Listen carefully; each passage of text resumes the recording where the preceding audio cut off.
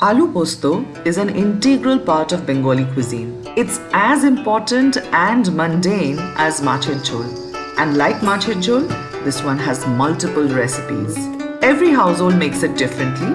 Some with panch phoron, some use turmeric powder, some don't. I grew up eating aloo posto with kalo jeera and kacha lanka and then got married into a family that has posto in their veins. The love for Posto is one of the most authentic Khoti identity if you know what I mean. Baba and Ma were both from Bardhaman and Bankura respectively, the Posto region of Bengal. Hence, here it is cooked differently, where the aloo is fried with a whole lot of posto. Green chilies and mustard oil with a tiny bit of sugar is all that you need, and of course, pair it with biuli dal and steaming rice. With this, we start our Durga Puja series of our home recipes. Hope you enjoy it, save and share as much as you can.